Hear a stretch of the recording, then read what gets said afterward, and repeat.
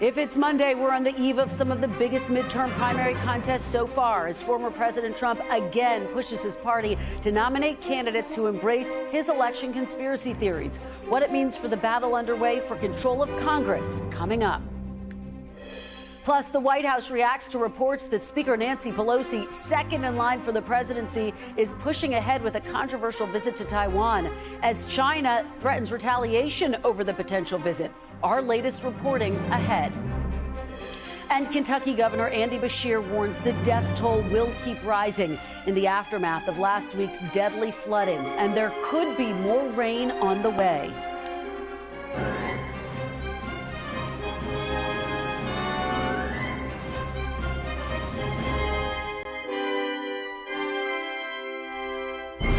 Welcome to Meet the Press Now. I'm Kristen Welker. We are now less than 100 days from November's midterm elections to decide control of Congress and state houses all across the country. And the stakes could not be higher for tomorrow's primaries, with battles over the direction of the country and with abortion on the ballot for the first time since the Supreme Court overturned Roe v. Wade. It's also the first big test for former President Trump since the January 6th Select Committee finished its summer hearings. Now, according to NBC News' political unit, of the 38 candidates Mr. Trump has endorsed for tomorrow's primaries, 33 have questioned or objected to the 2020 results. His pick for governor in Arizona, former television anchor Kari Lake, has gone so far as to suggest that election officials should be put in jail. In Michigan, Mr. Trump recently backed another former television anchor for governor, Tudor Dixon, who cast doubt on the results of the 2020 election in her state. The former president is also hoping to knock out 3 sitting Republican members of Congress who backed his impeachment over the January 6th insurrection. Washington's Jamie Herrera Butler and Dan Newhouse, as well as Michigan's Peter Meijer. They're all facing Trump-backed primary challengers. Mr. Trump is expected to make an endorsement in Missouri's Senate race, and that could happen any minute now. Chuck and I are going to be following the returns tomorrow night right here on NBC News Now, but we do want to get the very latest as candidates hit the trail for their last full day of campaigning before the primary. NBC's Vaughn Hillyard is in Arizona, NBC's Shaq Brewster is in Michigan, and NBC's Yamiche Alcindor is in Missouri. Thanks to all of you for getting us started today. And Vaughn, I have to start with you. You have been on the ground there in Arizona for quite a while. And of course, Donald Trump has endorsed a full slate of statewide candidates. So who are you watching for? What can you tell us? Yeah, Kristen, it's going to be quite a night tomorrow night when you and I are talking here, because we're not just going to be working through one race or 2 races or 3 races. We're talking about up and down the ballot, from the U.S. Senate seat in Trump's pick for the U.S. Senate, Blake Masters, to take on Democratic incumbent Mark Kelly. We're going to be talking about Kari Lake, his pick for candidate for governor, as well as Mark Finchem, Secretary of State, Abe Hamadeh for Attorney General. Each of those 3 have called for the decertification of the 2020 election. That is what is at stake. But we're also going to be talking about legislative seats here. We're talking about Rusty Bowers, the current Arizona House Speaker, who, of course, testified in front of the January 6th Select Committee about the pressure campaign placed on him by Trump allies in the aftermath of the 2020 election to overturn Joe Biden's win here in the state of Arizona and send a fake slate of electors on behalf of Donald Trump to Washington to be counted. He's also facing a Trump-backed challenger here. And so when we're talking about these January 6 public hearings and the impact they have had on voters across the country, well, this is the first major test, and especially that governor's race. Kristen, Kari Lake, the Trump-endorsed candidate, versus Karen Taylor Robson, who has not only the endorsement of current Arizona Governor Doug Ducey, but also Mike Pence. This is really going to be a situation in which after tomorrow night, we'll be able to say, at least here in the state of Arizona, Republican voters, they want their direction to head this way or that way. And there could be the likelihood, the potential, that Trump has a clean sweep of victories here among his backed candidates in these races, Kristen. And I know you've been talking to so many of these candidates, including Rusty Bowers. Vaughn, what is his mindset heading into tomorrow? Is he resigned to the fact that this is not looking good for him? You know, when I saw him over the weekend, he had on an Aloha shirt, and it was sort of a luau type of event there with family and friends. And he told me at this point they're just going to have fun. There's only so much that they can do. He said that when I asked him what would he tell me on Tuesday night if, in fact, he were to lose, he told me that he will have lost because he told the truth and he followed the law. He said that he wished that there were not the extremes within our political system here today. But, you know, I think there's also an acknowledgement that this is a primary, and through most of the country, where it's Republican voters who pick their Republican nominees and Democratic voters who pick the Democratic nominees. And so often is the case here, you see Republicans here in the year of 2022 picking those more Trump-aligned far-right figures. And in the case of Rusty Bowers, there's a lot of discontent. The Arizona Republican Party, they censured him. He said that he essentially has been thrown out of not only his national party, the state party, but also his local party. He's been in office for 16 years as a public servant, and this, in 2022, it could be his last, Kristen. Yeah, well, he certainly captured the attention of the nation when he testified before the January 6th committee.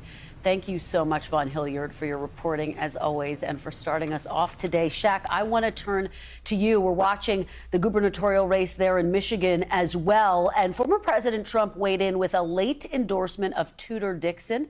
She is someone who has been endorsed, of course, by a lot of interesting characters there in Michigan. Talk to me about what you're watching for and the significance of the fact that she's been backed by Betsy DeVos, who's, of course, Trump's former education secretary, who resigned after January 6th. Right. I mean, Kristen, this is a race that has been chaotic from the beginning. Some of the leading candidates in this race were disqualified early on because of some invalid signatures. Then you have Democratic candidates getting involved, or Democratic groups getting involved in this Republican primary, pouring in millions of dollars in the closing weeks to influence the result. And then on Friday, we got this endorsement from former President Trump, who will actually be having a teletown hall with Tudor Dixon later this evening. So there have been a lot of factors in here. There's been a lot of uncertainty, and you've seen this race extremely close. And in my conversations with two of the leading candidates who are fighting to take on Democratic Governor Gretchen Whitmer, they're now sparring over the impact of that endorsement. Both of them say they love President Trump, they supported his leadership, but you're hearing different stories about what that endorsement will mean. Listen here. If President Trump was so convinced that Tudor was great, why didn't he endorse her months ago? He waited till Friday night, 2 days before the election, and it's the wrong choice. When I first met with him, he said you need to be able to get your poll numbers up and you need to be able to have the resources to run a race, which made sense. And I feel, the former president said that to you? Oh yeah, absolutely. I mean, you have to run a strong race, right? And I want to see that you will actually be able to do this, and it was great for me.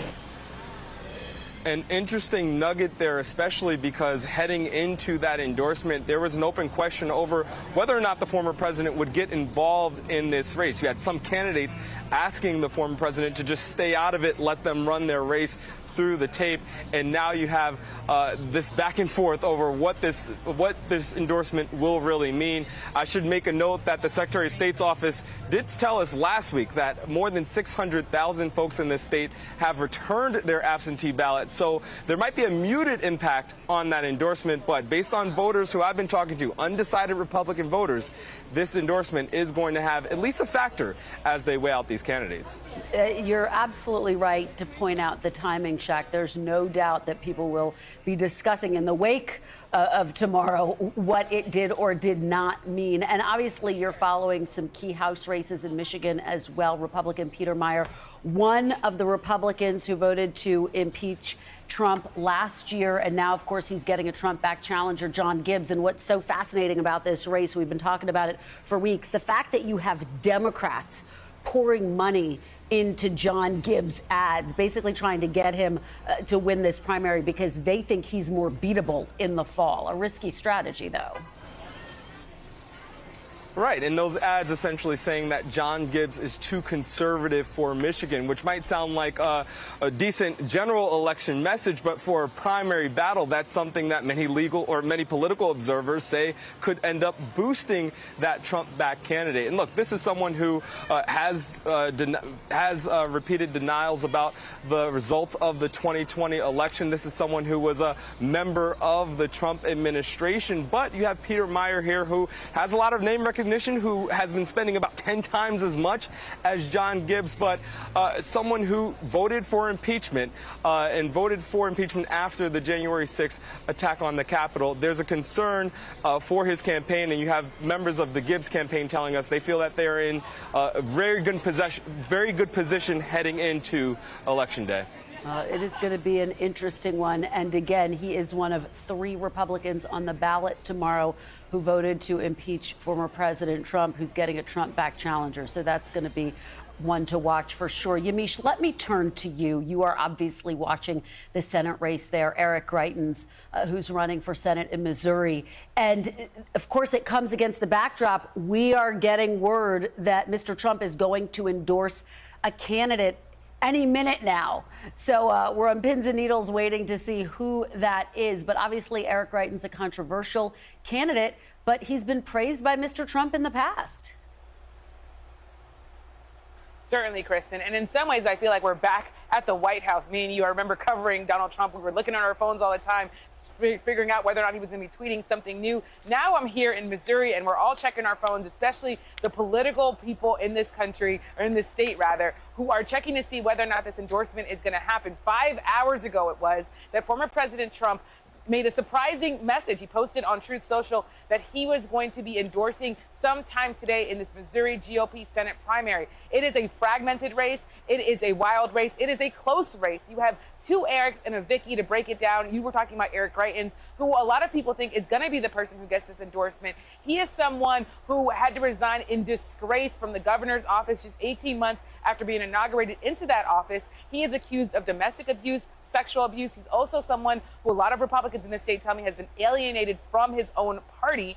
Then you have Eric Schmidt. He is the Missouri Attorney General. I just caught up with him. He is someone who is calling Eric Greitens a quitter, who's also attacking his other opponents. Listen to a bit of what he said about the potential of a Trump endorsement in this race in this late hour. If you want somebody that's going to go fight back, that's my record, and I think that's what people want. They want American First Fighter. How concerned are you that Trump might not endorse you? How critical is that endorsement in this race? I'd love to have it, and it's his decision. But I mean, I think you look at the record on the American First Fighter, and you got a guy, Eric Greitens, who'll lose a seat. So there you have it. Eric Greitens saying he wants that endorsement, but understands that President Trump will have to make his own decision. He also went after Vicky Hartzler, who is someone who is already serving in the U.S. Congress, the House.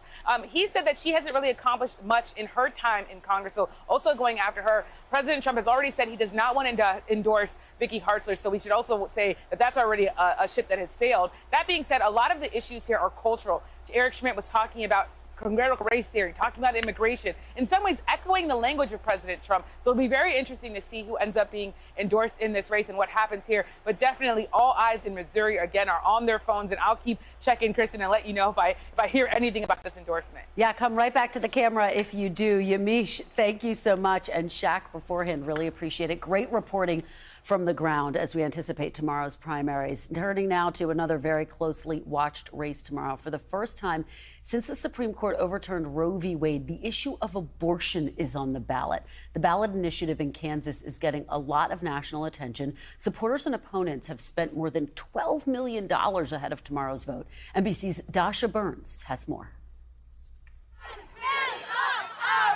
What brings us here today is we're fighting for a constitutional right here in Kansas to the right for abortion. Boots on the ground, let's do this. The battle over abortion rights spilling into the streets in Kansas as the state becomes the first to put abortion on the ballot since the Supreme Court overturned Roe v. Wade. What's at stake here? The right to choose. How many doors do you think you've each knocked on? Probably a few thousand each.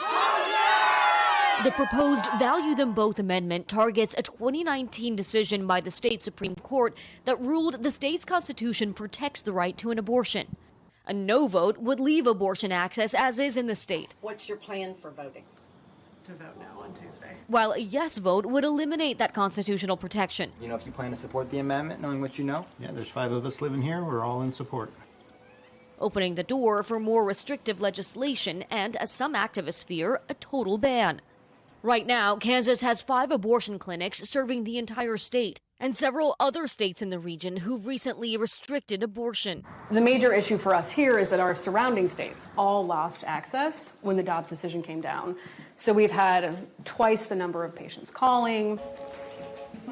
That access at the heart of the fight over this amendment. If we lose the constitutional protection in Kansas, we know what's coming. Those on the no side feel they're protecting the right of millions to access abortion care. If the clinics that are here in Kansas shut down, where could people go to seek care? We're going to be sending patients to Denver, to New Mexico, to Illinois. Just pray that the Lord will give you glimpses of the good that he's accomplishing through you. While those on the yes side see themselves as protecting their state from becoming a destination for those seeking abortions. We just want the voices of Kansans to be able to decide our own future. But does this amendment pave the pathway to a ban potentially? It paves the way for future conversations to be able to happen. You're going to win on Tuesday.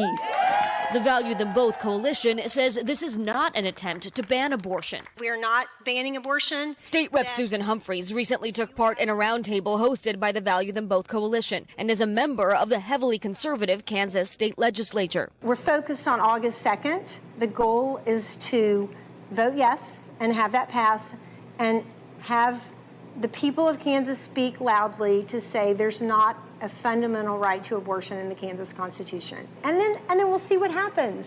I honestly don't know. And again, I haven't talked to people about it. I don't really know what's next. Why haven't you talked to people about it? It's a huge issue. Because we're really focused on August 2nd. They say this is about protecting regulations that are already on the books in the state. But the Vote No side, led by the group Kansans for Constitutional Freedom, points to a slew of regulations in place right now on abortions in Kansas, like not allowing abortions after 22 weeks, a 24-hour waiting period, and parental consent for minors. The folks on the yes side say this is not a ban. This is just to say that it's unconstitutional so that they can protect the regulations around abortion. What do you say to that? Abortion is already heavily regulated in Kansas, and that will continue to be the case.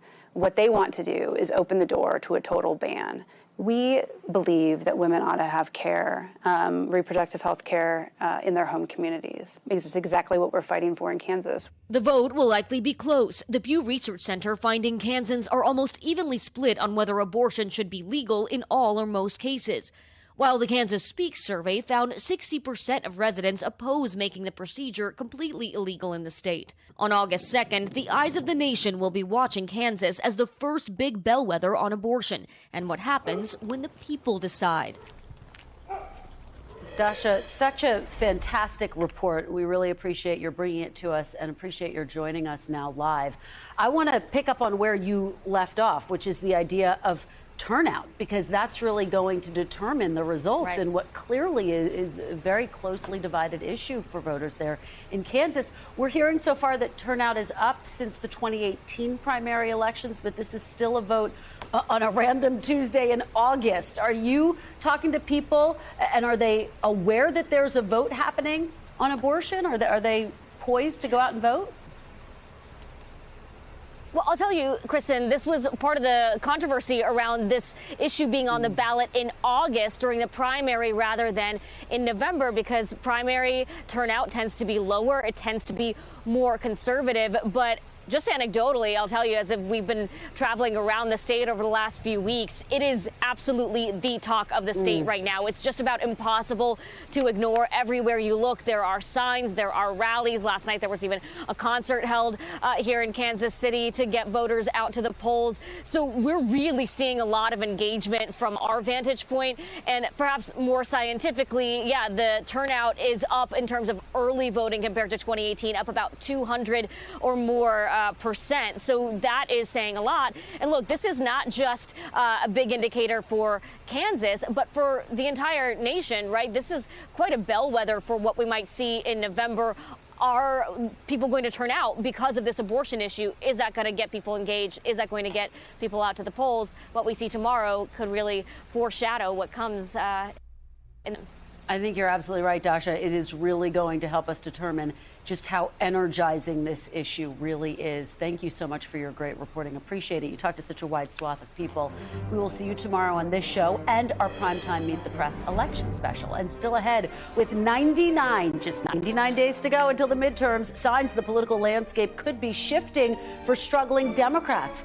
Plus, the Speaker versus the White House on a potential trip to Taiwan. You're watching Meet the Press now.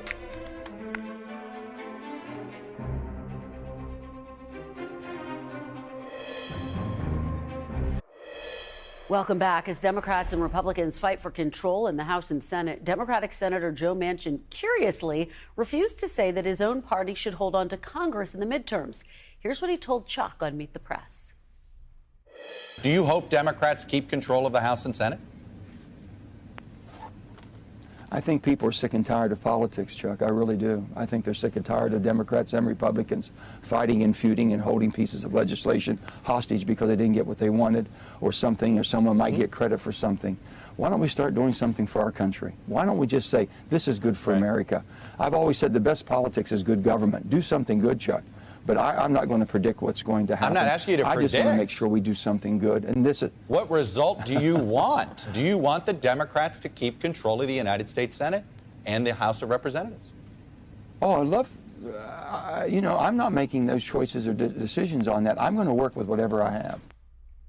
What an extraordinary exchange. I'm joined now by the panel, Lisa Desjardins, correspondent for PBS NewsHour, Rick Tyler, Republican strategist and NBC News political analyst, and Juanita Tolliver, political strategist and an NBC News political analyst. Thanks to all of you for being here. We have no shortage of things to discuss on this Monday. Juanita, I have to start with you. What's your reaction? Yikes, right? Like, just when Democrats are here to celebrate Manchin for getting that deal on reconciliation, and everybody's really excited that he's back at the table for that and on board. And then this, he can't even say that he wants his own party to remain in control in the House and Senate. It just reeks of politics to me for a man who's claiming to not play politics in that moment. That's exactly what he was doing. Rick, what did you make of it? There's obviously been all of this speculation about Joe Manchin potentially at some point switching parties or maybe becoming an independent. What did you make of that? And what does it say about how unified Democrats are or are not right now? I think Joe Manchin is negotiating, which is what he's always doing. It's actually quite remarkable because often Democrats act like they have some sort of mandate. They don't. They have 50 senators plus the vice president, and they're trying to give them credit. They're passing big things with no margin and no mandate. You think that has an impact on voters in the midterms, like tomorrow, for example? What has an impact? Well, what you just said, the fact that they are starting to get some things done. Look, I don't think the voters have a big choice between. Look, you have the tax and spend Democratic Party, which is the anti-Trump party, and then you have the pro-Trump tax and spend party. I don't think a lot of voters are. I think a lot of voters are looking for a different vision. They're not looking for. Well, the Democrats will tell you what their vision is. They want larger government. It's pretty clear. This is what Joe Manchin is negotiating, and now that's not a done deal, by the way. I mean, Sinema's still got to get on board. The parliamentarians still got to sign off on it. But they're looking for the reasonable party, and I don't think they found it. You take me to my next point, Lisa, the fact that it's not a done deal yet. This Inflation Reduction Act, which has been renamed, the president saying it's really still Build Back Better, which I thought was fascinating. All eyes are on Kyrsten Sinema today, waiting to hear what she will say. I've been talking to a source close to her who noted the fact that there's a provision in there that she has been very clear she's opposed to, the carried interest tax. What are you hearing from your sources on the Hill about how likely this is that she's going to get on board when she was cut out of the final round of discussion? 49 senators believe she's a yes, but none of them matter, you know? And if you talk to especially Joe Manchin, who obviously has had a lot of, let's say, close time with Senator Sinema, that they're very different politicians. I don't think they're very close personally.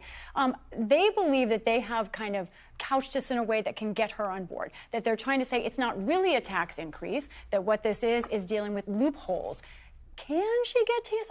I don't know. To me, I'm not willing to say she will be a yes now, especially when I hear reporting like yours. Well, and it's so interesting because last week was such a mixed bag for the White House. On the one hand, they had this surprise legislation. On the other hand, they had those really tough economic numbers, and they did this, you know, very extensive discussion about what a recession is and what it isn't. The bottom line is inflation is going up. It's impacting everyone. People are paying more for their groceries and just for the price of living. Juanita, does the White House, have they figured out their messaging yet around this issue, do you think? I mean, they got to go farther than it's complicated, right? That can't be the final message on the economy. Of course, they're going to start to keep pointing to any benchmarks they have. Like, I've heard reports that inflation reached a peak last month, so we should see better numbers this month. We're also seeing the drop in gas prices, which the White House is, if you're on their social media feed, that is front and center. I think that's the direction they're going to keep going because that evidence, what people are paying in real time, what's affecting their bank account, the White House wants to show that they're doing something there. So also expect the inflation bill to be a big part of that conversation too. Absolutely, and it looms over everything, including the primaries tomorrow. Let's talk about them. Former President Trump has endorsed dozens of candidates, more than 30 of them, Rick, who are election deniers, who say that the results were not fair and accurate. So what are you going to be watching for tomorrow? How big of a test is this for the former president? Look, I hesitate to say it's a test for the president because he's like the lottery quick pick, endorsement.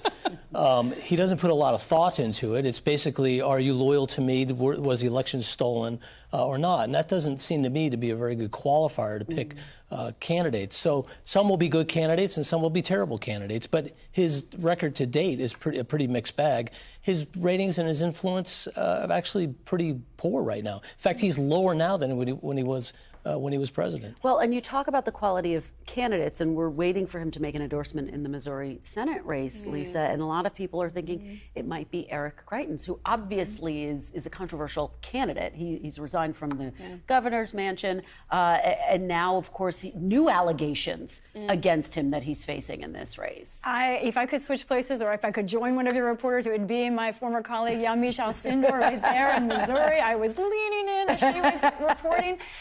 I also, it reminded me of when I was in Pennsylvania and we were waiting the day before also for President Trump to make an endorsement in that governor's race. Difference there, though, another thing to point out about his endorsements, sometimes he likes to pick the clear winner so that he can then say, well, he did in Pennsylvania. In the gubernatorial race. Oh, right, in but the not in the Senate race. Exactly, in the gubernatorial race. So, Missouri is a key race, and what I'm looking more globally, too, at the 5 states on the map tomorrow. Right. 55 electoral votes, and 27 of those guys are in key presidential swing states. It's a big deal. Here's the key, though. Trump picked 2 endorsements, Herschel Walker in Georgia, which are now losing. Imagine Republicans losing a Senate seat in Georgia.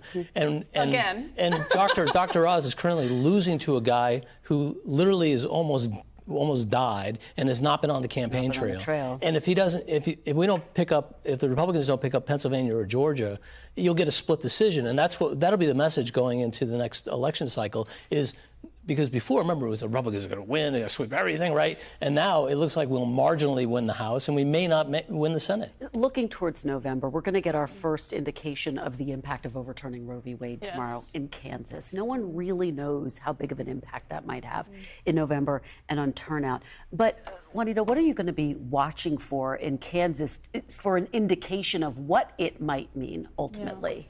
Well, let's keep in mind that in Kansas, this is on the primary ballot. So you're getting the most engaged voters, the most engaged advocates around this issue, even before the general election. And turnout's already up. Turnout is up, I think, 246%. So they're seeing historic numbers. So this is clearly mobilizing a lot of folks. What's unclear is if it's mobilizing Republicans who wants to change the Constitution of Kansas, or if it's motivating Democrats who want to maintain the constitutional protections of abortion care. And so that is going to be a clear indicator, I think, for both parties of how hard to lean on that. Representative Sharice Davids has already launched attack ads against her opponents and the Republican candidates who are opposed to abortion rights. And so that is going to be an indicator. Is this something that frontline Democrats can lean on to try to move away from inflation conversations where Republicans want to center it as a mobilizing factor? Lisa? Yeah, our team on the ground in Kansas, we've got that story coming up, has actually found more Democrats getting involved. People sort of in that kind of Trump reaction way that had never campaigned before, but felt that this was an issue that they had to get out in front on. So that's what they were hearing on the ground.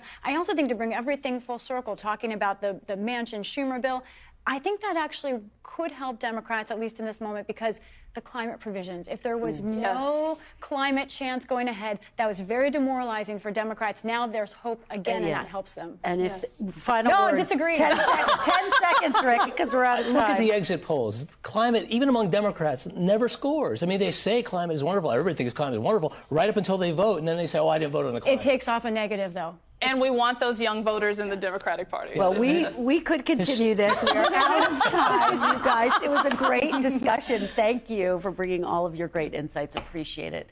Next, the COVID rebound. President Biden tests positive again as we learn more about his case and others like it. We'll delve into that. You're watching Meet the Press now. Welcome back. House Speaker Nancy Pelosi held talks with officials in Singapore today, the first stop on her trip to Asia. She's also scheduled to visit Malaysia, South Korea, and Japan. And notably absent from that list, a potential visit to Taiwan. Several outlets citing unnamed U.S. and Taiwan officials have reported Pelosi does in fact plan to visit the island. NBC News has not confirmed those reports. Taiwan is self-governed, but China claims it as part of its territory, and the prospect of a visit has increased tensions between Washington and Beijing. China's foreign ministry warned they will take strong measures if Pelosi's visit goes ahead. And in a briefing this afternoon, NSC Communications Coordinator John Kirby said he would not comment on Pelosi's travel plans, but he criticized China, saying there was no reason for Beijing to use a potential visit as a pretext to increase military activity around the Taiwan Strait. Joining me now is NBC News White House correspondent Monica Alba. Monica, it is so great to have you. Let's start right there with this potential trip by House Speaker Nancy Pelosi. The White House continues to say Speaker Pelosi will make her own travel decisions concerning Taiwan. But how much does potential visit complicate things for the president? What are you hearing there? It certainly creates a foreign policy tightrope here, Kristen, and you can see White House officials, just like John Kirby earlier this afternoon, really trying to walk a fine line. They are neither endorsing this potential visit or discouraging it, saying again, it will be up to the speaker to make that decision about whether she does go. And because of security issues, it's not something that will likely be previewed ahead of time. Of course, if she does touch down in Taiwan, it would be significant because she would be the highest ranking American government official to be there since 1997, when then Speaker Newt Gingrich visited the self-ruled island. And this comes at a point where tensions have escalated between the U.S. and China. Of course, the president had his own call with Chinese President Xi Jinping just last week, and they did discuss this, which was notable. That's something John Kirby revealed today. But they're trying to tamp down anything here in terms of fueling the fire, hopefully, they believe, so that it won't become a major international incident.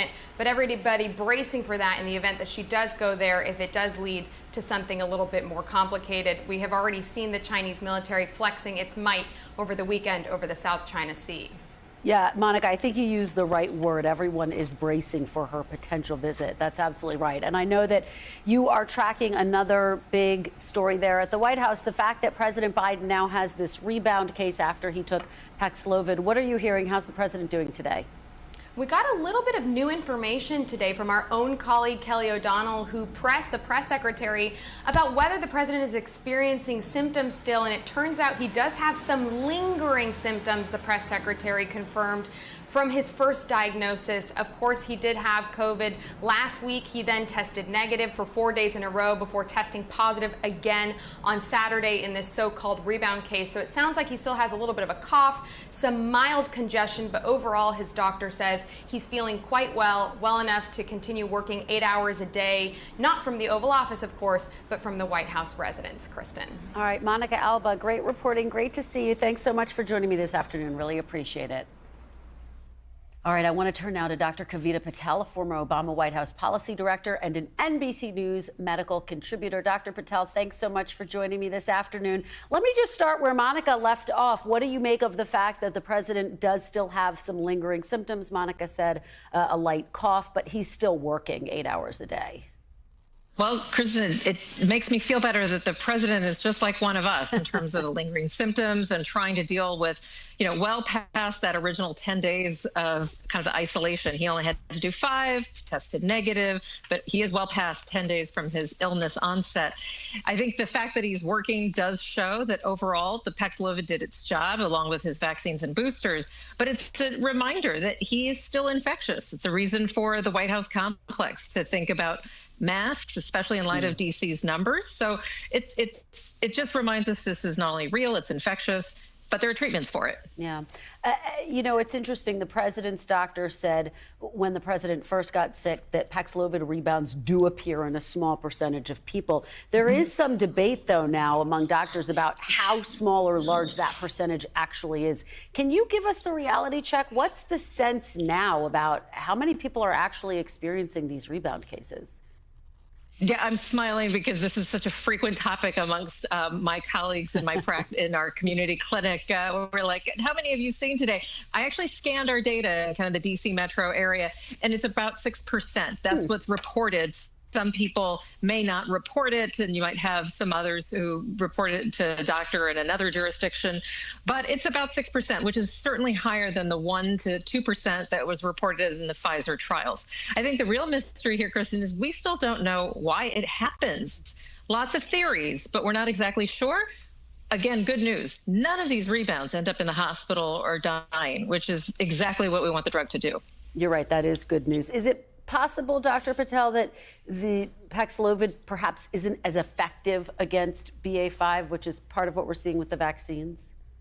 Yeah, it's interesting because the real kind of magic of Paxlovid is actually a technology we've seen before. It really just disrupts a virus from replicating, and that should not really depend on a variant. It's certainly a plausible hypothesis, but along with that could be maybe you need more than 5 days.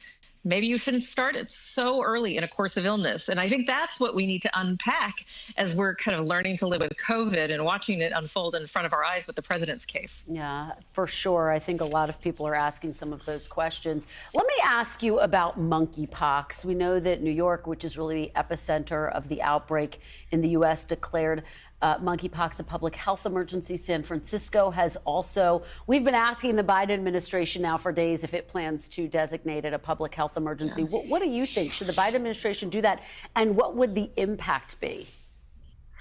Yeah, I'm going to put on my policy hat. So I would tell you, Kristen, this would have been a great thing to do 4 weeks ago. And why? Because it can mobilize not only the funds necessary to get to states, it can mobilize some of the flexibilities that the New York State health emergency declared to let pharmacists, midwives, other health professionals give vaccines and potentially offer treatments to people. So I really do think that as time goes forward, it's not that it doesn't meet the criteria for an emergency, but technically calling it a public health emergency might not get you that much. I do think, however, that there should be something to say, we hear you, because physicians such as myself are kind of out there, scattered in the dark. We need to have an even voice that can calm everyone down and give faith that we know how to get vaccine out, we know how to get treatment out, and we can diagnose this quickly. Well, and speaking of the vaccine, we know that the lines were very long in New York to get vaccines. The Biden administration has said that they plan to really increase the supply. Where are we now with that? What more needs to be done on that front, making vaccines accessible to the people who need it most? Yeah, so we know that there are 800,000 doses that are ready to go and have been under accelerated kind of FDA inspection. And that's a good thing. We want the FDA to inspect all of this because they're not manufactured under their watch. So we know that at least 110,000 of those doses are headed to New York, and we know others are scattered around the country so that we can allocate based on need. I think that number, as the administration has reported, by the end of the summer will probably be in the millions. And we actually have two vaccines, one that's tailored for monkeypox, and then one that's used for smallpox, which has about an 80 to 85% effectiveness rate against monkeypox. Has a lot of side effects, not that simple to use, but our backup is to have that on reserve, and we've given that to some people in the earlier days, and currently some cities are using that as well. All right, well, such wonderful information about both of these viruses that we continue to track. Dr. Kavita Patel, thank you so much. Really appreciate it. Thank you. We want to turn now to some news around the January 6th insurrection. Just this last hour, Guy Reffitt, a Trump supporter who was armed when he attempted to storm the Capitol last year, has been sentenced to more than 7 years in prison. Reffitt was the first defendant charged in the wake of January 6th to go to trial. His sentence is the longest that has been handed down so far in the wake of the insurrection. It also includes mandatory mental health treatment and a $2,000 fine. Coming up next, we are on the ground in Kentucky following last week's historic floods as the death toll rises and more rain complicates the search for survivors. You're watching Meet the Press Now. We'll be back after a quick break. Stay with us.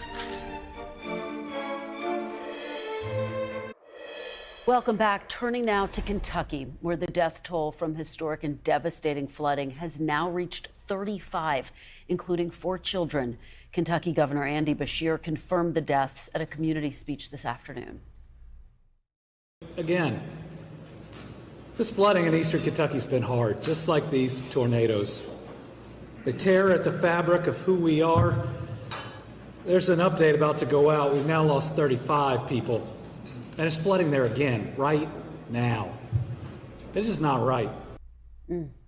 At a different press conference earlier today, the governor said he expects that number will continue to rise. And while some communities are starting on the long road to recovery, floodwaters have not receded in many areas as rain continues to fall over the weekend. Flood alerts remain in place for much of the eastern part of the state today, as more heavy rain is expected today and into the week. Thousands of Kentucky residents are still without power, and many of the affected areas are still without cell service. NBC's George Solis is reporting on the flooding from Lost Creek, Kentucky. George, thanks so much for joining me this afternoon. I know it is just so difficult there. What is the latest that you are seeing and hearing on the search and rescue efforts in eastern Kentucky?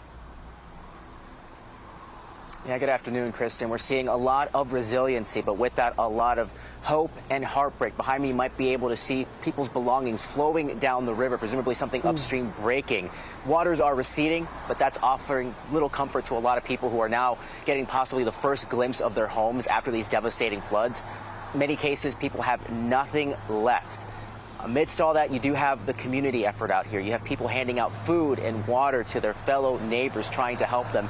At the same time, you also have roadways and bridges that have been washed out by these raging waters. In some cases, people unable to get the help. So you have first responders, you have the National Guard out there doing everything they can to reach these people and get them to safety. You also have spotty cell phone service out here. So in some cases, some people don't even know if their loved ones are okay, which is why it is so difficult at this point to get an accurate number of the people that are missing.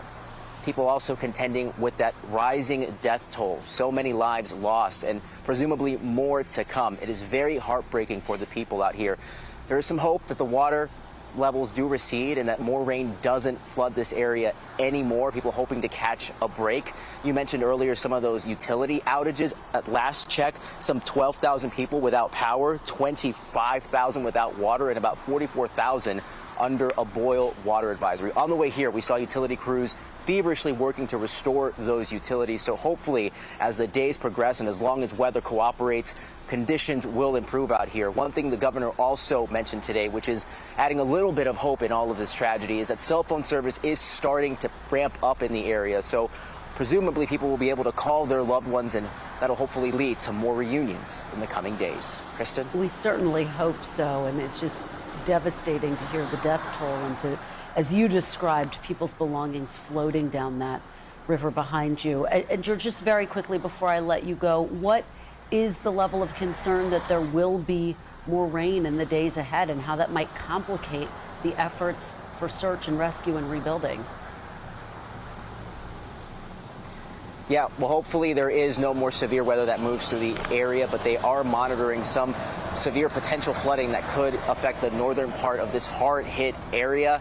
The hope is that people that are in those areas that cannot be reached at this point get some help in the coming hours and days before any of that severe weather moves in. Some of the shelters out here also accepting more people. We know that some state parks are opening up to provide more shelter for those that are displaced. But overall, it was just a massive team effort to get those people out of harm's way before, hopefully, more weather moves in the region. Kristen? All right. Great reporting from the ground there in Kentucky. George Solis, thank you so much. Coming up next, we're going to talk to one of the leading voices behind a new movement for a new political party in America. You're watching Meet the Press now. Welcome back. Last week, prominent members of three political factions, right, center, and left, announced they were banding together to start a new third party, the Forward Party. In their announcement in the Washington Post, the founders pointed out that most Americans are not happy with how our two-party system is functioning, or more accurately, how it isn't functioning. But recent history has not been kind to third parties. They've largely been relegated to also-ran status or derided as spoilers. The Forward Party claims its coalition will be different. I'm joined now by former New Jersey governor and one of the founders of the Forward Party, Christine Todd Whitman. Thank you so much for joining me. I really appreciate it. Pleasure to be with you. Thank you for having me. I want to start off by quoting your announcement in the Washington Post, where you write, quote, most third parties in the U.S. history failed to take off either because they were ideologically too narrow where the population was uninterested. The two major parties have hollowed out the sensible center of our political system, even though that's where most voters want to see the move. A new party must stake out the space in between. So my question for you is, what is that space in between? What does it look like? And how are you measuring success here? Well, first of all, we're just getting started. But our measurement of success will be if we have candidates in the fall who will be running, who will acknowledge that there is a better way. I mean, we're not a party yet. We're not on any ballots yet. Again, success will be getting on the ballots in 15 states by the end of the year, and then being on every ballot in every state in 2024.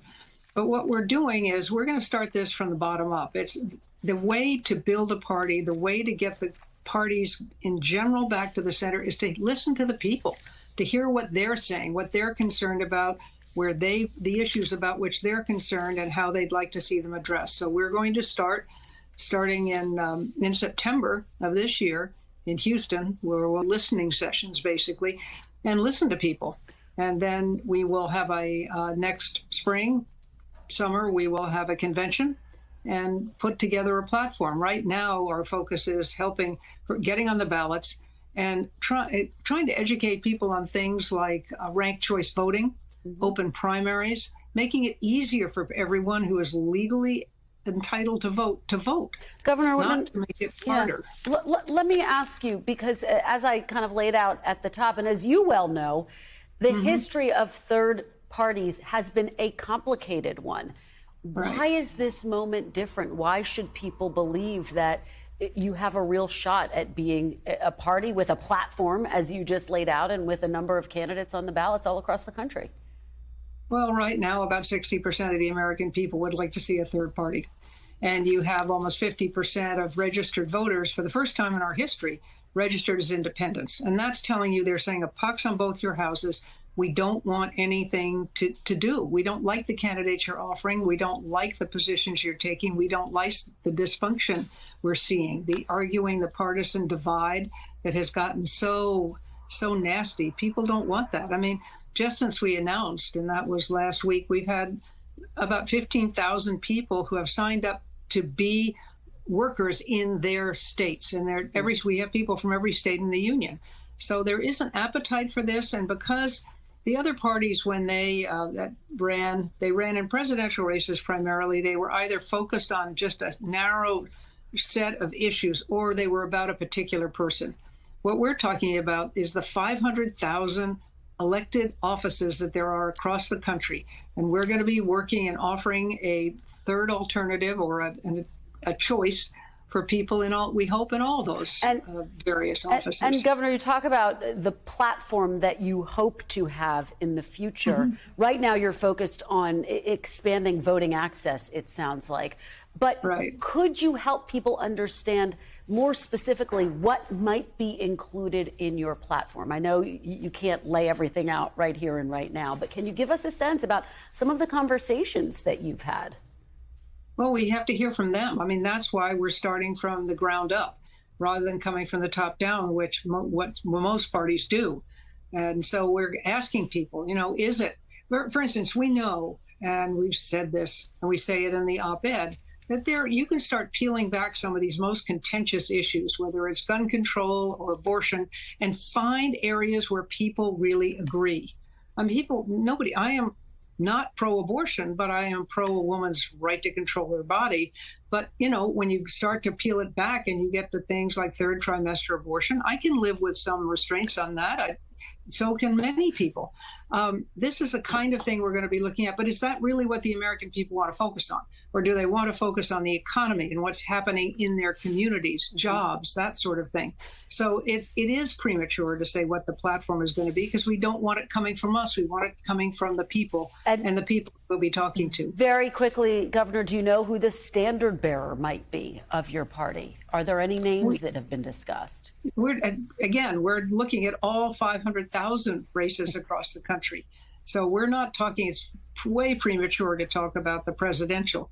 We're building from the ground up, and we'll see what happens. All right. Governor Christine Todd Whitman, thank you so much for joining us. Really appreciate it. And thank Pleasure. you for being with us this hour. Don't forget, Chuck and I will be hosting a Meet the Press Election Night special right here on News Now tomorrow starting at 9 p.m. Eastern. But first, NBC News Now coverage continues with Hallie Jackson right now. Thanks for watching our YouTube channel. Follow today's top stories and breaking news by downloading the NBC News app.